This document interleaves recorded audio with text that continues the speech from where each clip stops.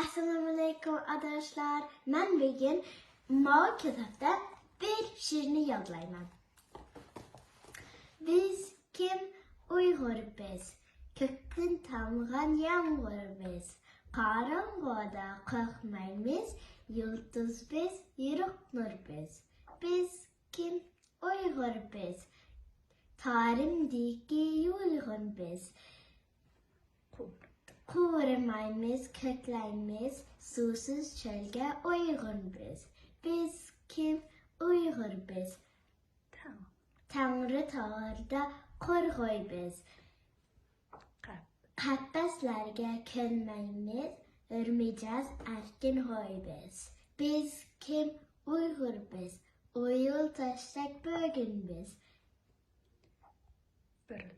Birleşimiz, örleyimiz,